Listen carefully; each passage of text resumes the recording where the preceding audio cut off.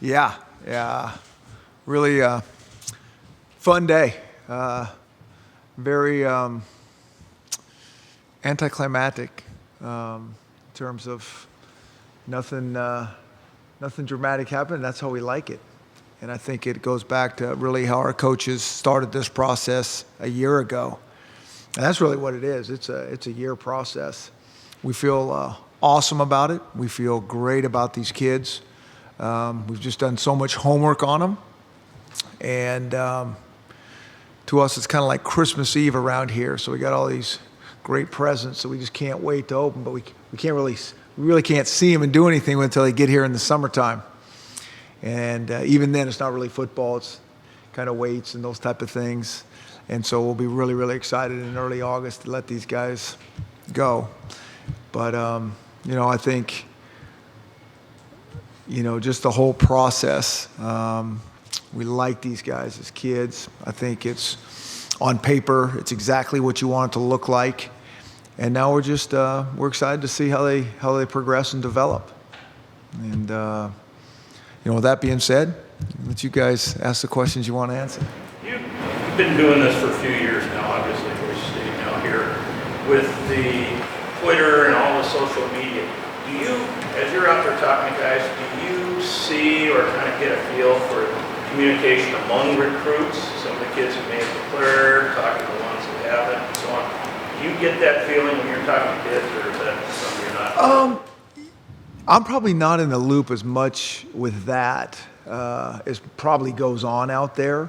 I think they pay attention to each other. I don't know how much direct communication goes on, those type of things. I mean, sometimes I think guys commit to a place, they get excited, and they're trying to convince other guys and those type of things. I think our kids that are on our team right now did an unbelievable job. And I really think that that's how it needs to be. And I always say this, I think our top recruiters should be our players. If your program's run the way it's supposed to be, I think that those guys, we can get them here, we can tell them all this stuff, but I want it to come, from our players in terms of what the expectations are and how it really is when you're here. And I think when the program is set up right and running right, those are the guys, because that's what everybody wants. They want to be in that locker room and feel connected. I mean, they want to feel family, and they want to play good ball, and they want to be around guys that are like them. And so that's why this recruiting process, in terms of, it certainly starts with talent, but that just gets us into the door. And if they don't have the other things, the competitive spirit and the passion for football and just being a good person, that they want to be a good team, all those things, it all matters, because like-minded people want to be around each other. And so that's where we're heading. I think our players did a really nice job with this as well. Can you tell us about these guys? Each guy? No, it's like, I love, these guys are great. And I don't want to sit here and this guy's the greatest player that's ever came to the University of Washington. Just watch how fast he goes to the NFL. That's what everybody says on this deal. And so I can't tell you how strongly I feel about these guys, but that's what it's going to sound like. And it's going to be everybody going, oh, here we go again. Let's get them here. Let's see how they develop. But we got, I think across the board, it's really what we needed. We really targeted, okay, we want this many guys at this position, and it doesn't always work out like that. We're not going to take a guy just to take him to fill a need if we don't think he's good enough. And so we got our quarterback, we got our running back in Miles. I think Chico could play both. We got some receivers. Our tight end, we wanted to take a tight end, and Michael Neal, I think, is an interesting guy. The O-linemen are as big as I've ever seen. We've always been those guys to really gravitate towards athletic guys. And what's unique about these guys is they're athletic, but they're very, very tall and athletic. And so it's kind of a different look than we've been used to. And so we're excited about those guys. The D-line, we had to load up there. And all these guys bring a unique skill set. They're all a little bit different. They really are, and I think that's a great combination. We don't have enough linebackers around here. We've been saying that for a long time. So we got about 5 guys. Maybe a guy or two could kick, into that buck position. But those guys are so critical in terms of special teams, and they're athletic guys that can run. And, one of our DBs, Zeke, is here, and Jordan, Miller, and Austin. I mean, those guys are, we love the potential that's sitting there with those guys. Really, really excited. A.J. Carty. Nobody wants to talk about the long snapper, but I'm telling you, this guy can fire the rock. He really can. It's amazing how he can snap the ball. So, if you want specifics about any one guy, I'd be glad to tell you my opinion, but I think that, across the board and on paper, we feel really, really strong about it. We always see the coaches like to recruit guys that have a lot that they see themselves in, right? You play quarterback. I'm the exact opposite of that. What do you see in Jake Browning that you see in yourself as quarterback? So I think your philosophy is very flawed. The question was, coaches like to recruit guys that see themselves in those players, and I don't see Jake Browning in myself, so that throws that out right there.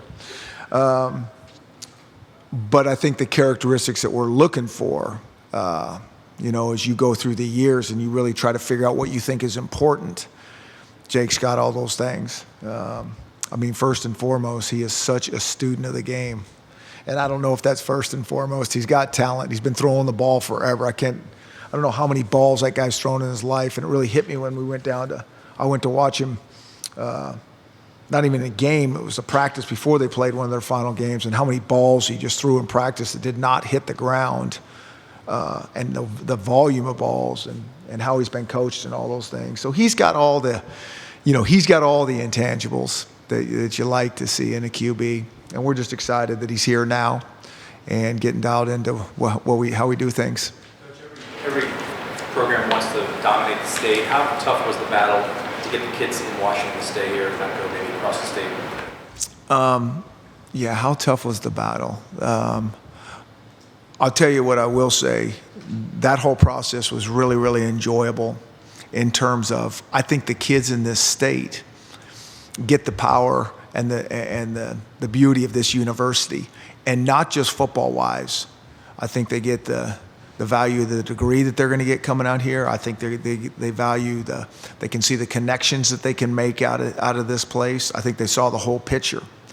And so I've said, since I've been here, everybody wants to talk about, taking care of their backyard and their state, and that's much easier said than done. These guys are highly recruited guys that have a lot of different choices, and everybody, with the social media, there's no hidden guys anymore.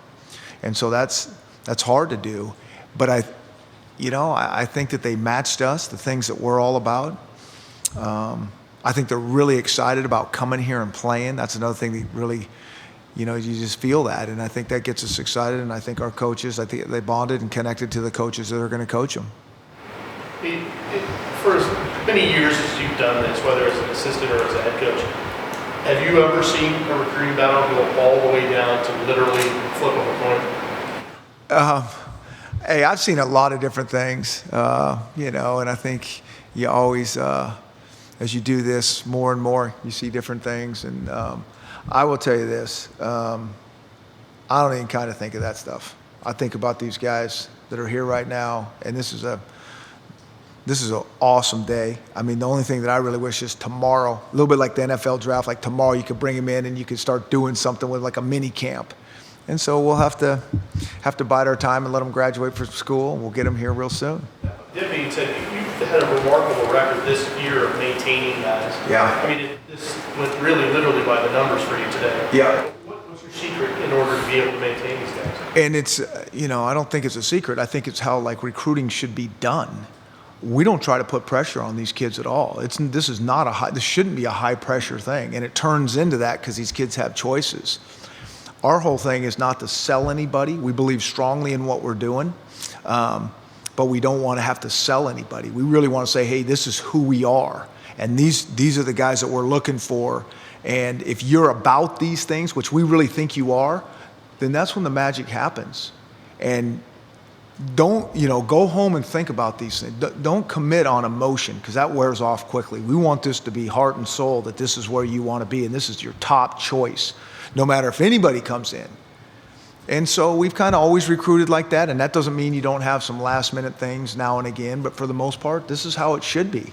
You know, it should be just kind of matter of fact. And, you know, usually there's so much drama a little bit in the old days just because nobody really knew everything, and now you guys know so much, and things are decided so much earlier.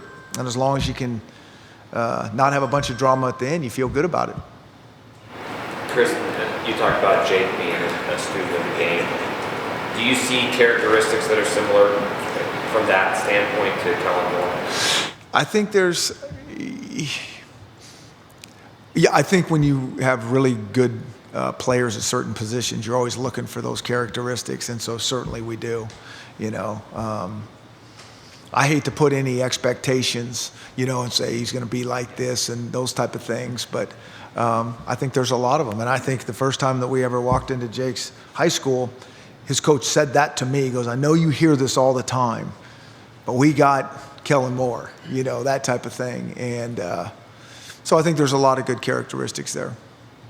This year, any different than any other year, a lot of, especially DBs, running back, the kids talk to you or your assistants a lot about playing both ways, or can I have a chance to try it? Did you hear any more of that than normal? I think you might hear a touch more about that. But I think the thing that's interesting is I think some of these guys could do that. Now, you have to get them dialed in to one side. I mean, you saw it with Shaq. You saw it with John Ross. And it's too hard to say that guy's going to be a full-time two-way player. I mean, the game is too fast. The game is too physical. The game is too everything to make that happen. But can you have packages and can you do some things? You can. I mean, there's a couple guys on this list that we're trying to go, is he an offensive, defensive player? And those are good problems to have. Recruitment of Austin Joyner.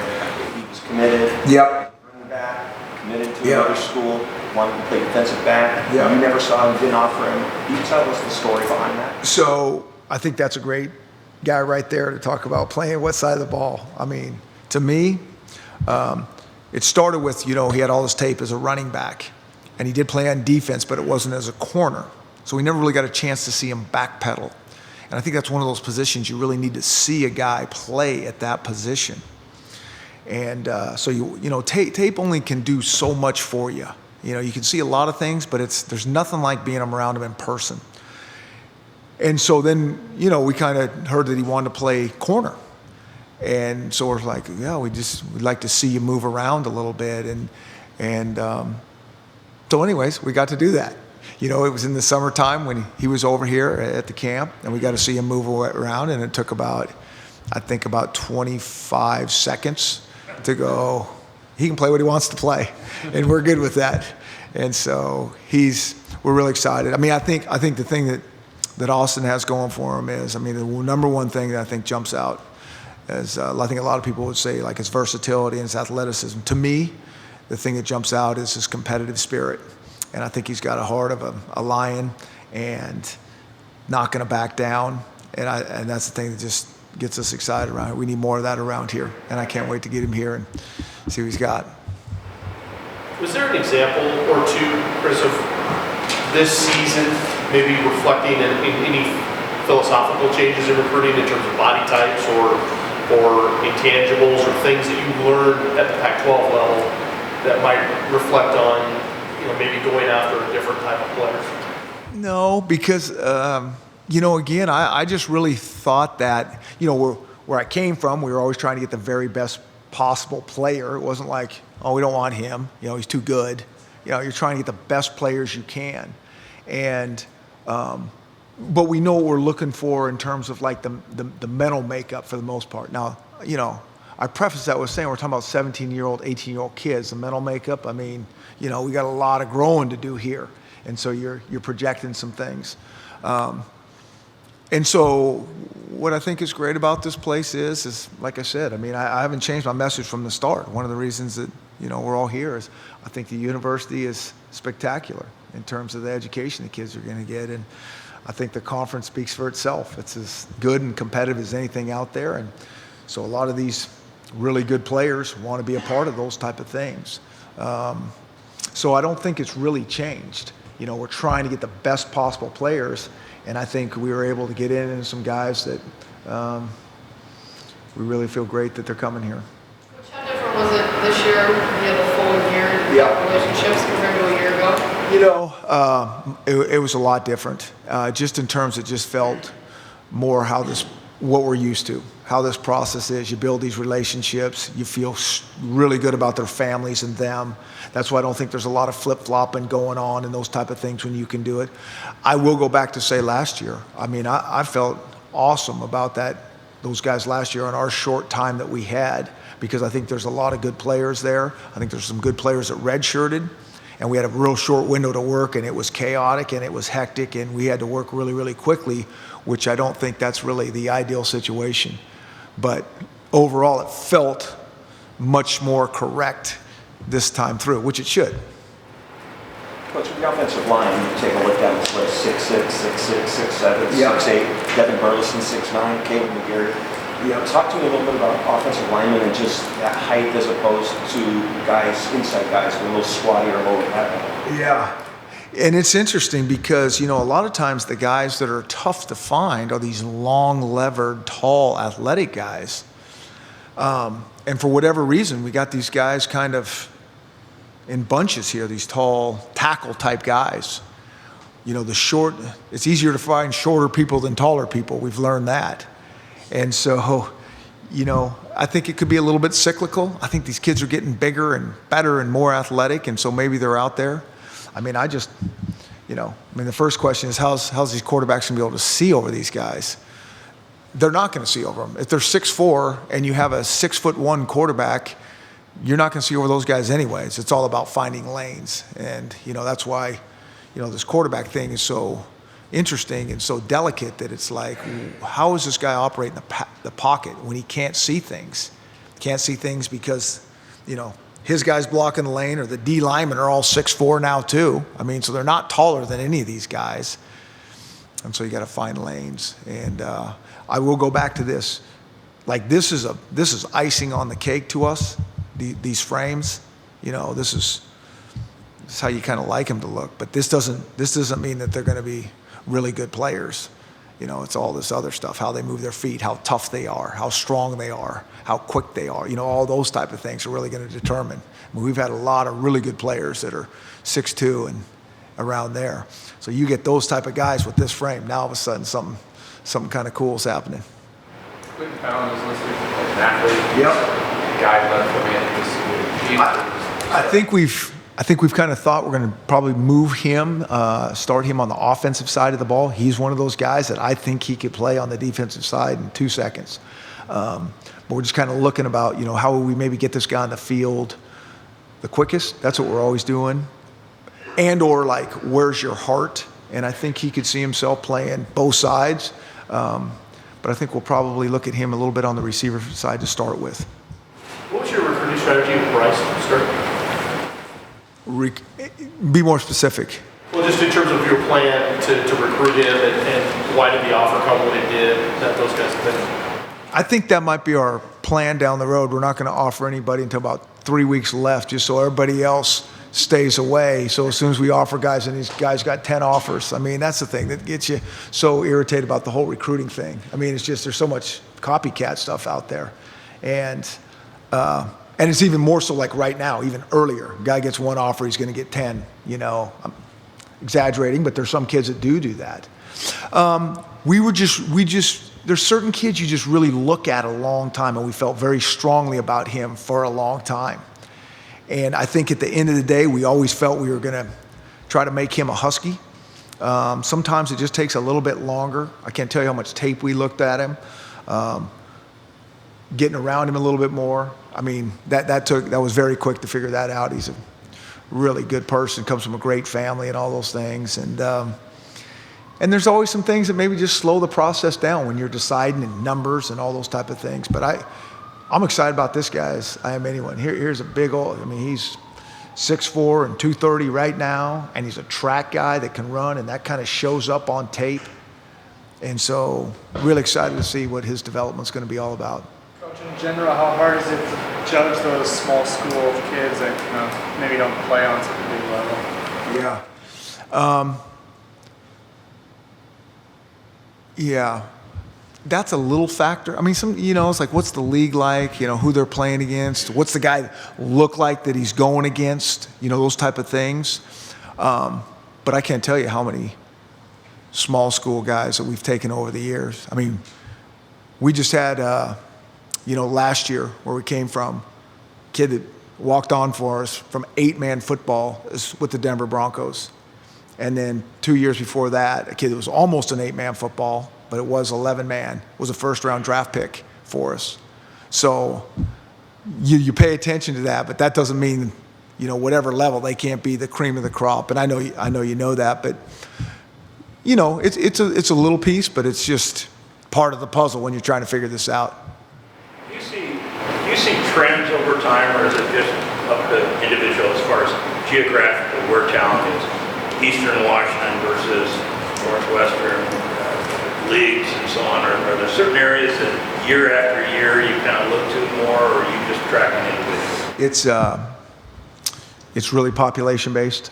As a general statement there's no question. If there's more people, there's going to be more players. That's where so many of them come out of California. That's why so many of them come out of Texas. So many kids play football in Texas and then in Florida and those places. So it's really first and foremost population based and where football is important. But I think football is important here. I think we got a good population base, and I think there's a lot of good players. I think there's, a lot of good players that are coming here next year, and I think there's a lot of good players in this state that are actually going elsewhere to play as well. And I mean, I think I love that we can recruit a good chunk of them right here in our backyard. I think that's what everybody'd like to do, start there. Which one of the radar guys, Ben Verkerven, we didn't even hear of him.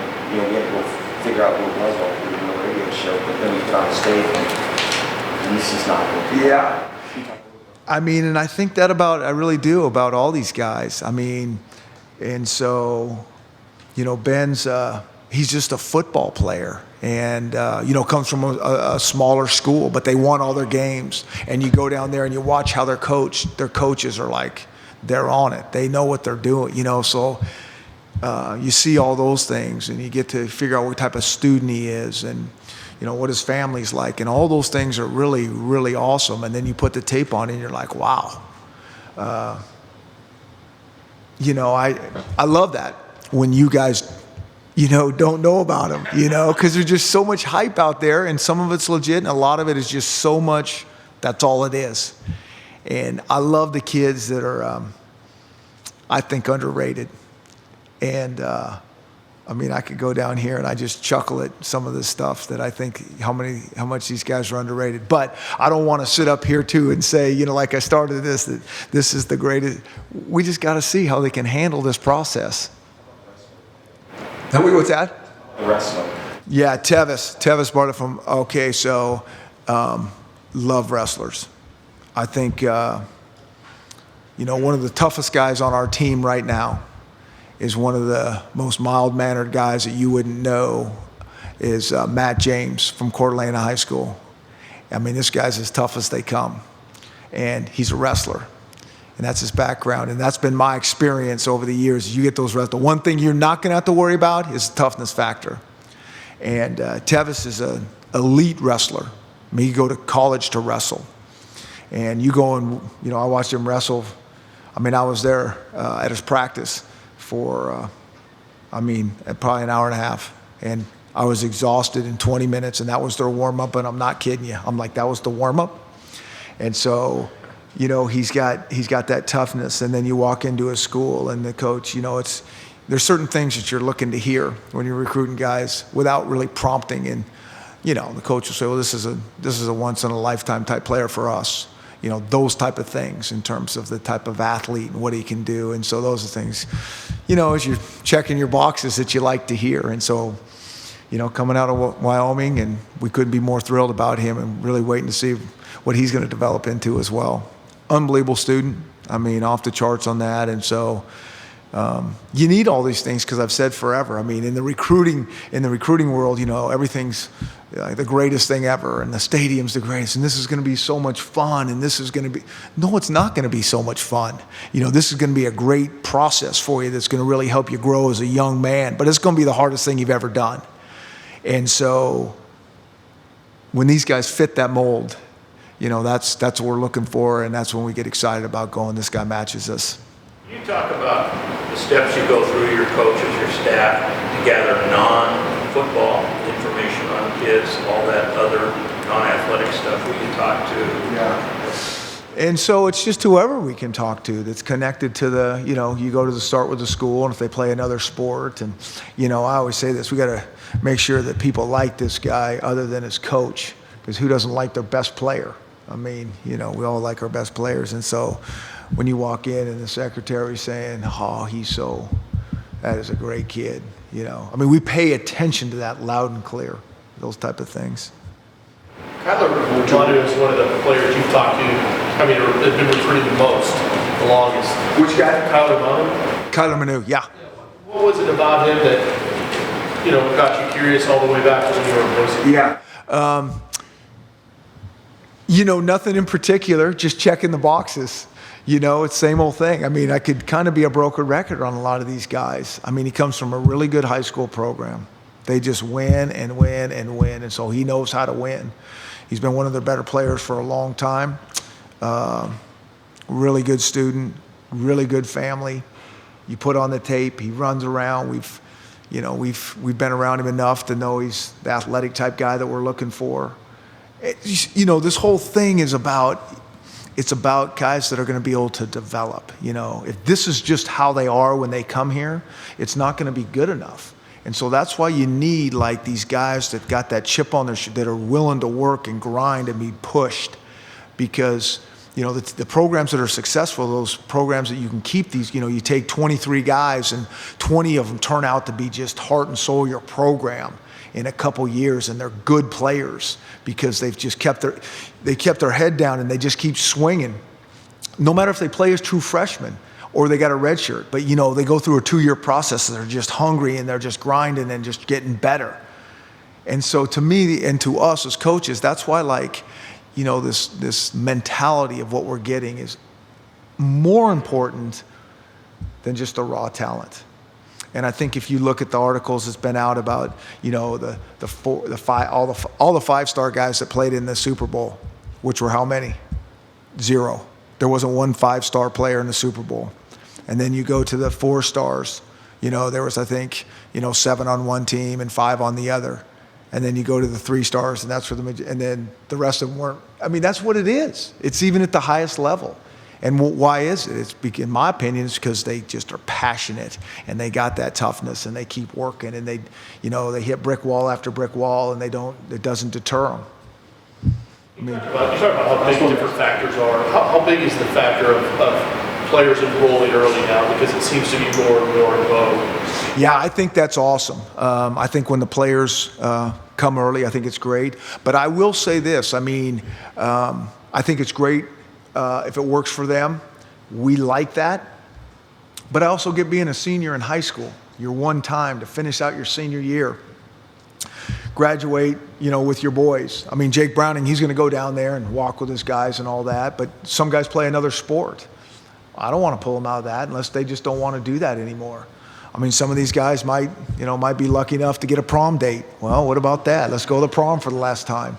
So I think all those things are important, you know. Now, if a guy just really, hey, this is what I want to do, and the family's all good with it, love it. Come join us early. Early sign period. I am.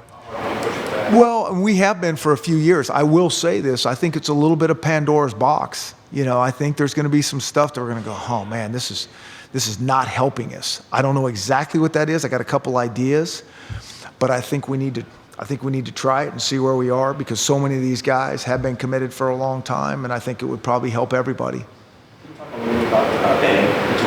Benning. Yeah, really excited. I mean, another guy that's, you know, he's a Washington guy, and he needed to stay put. And, you know, I think, you know, he's a very physical player. I think he's going to be a leader as well.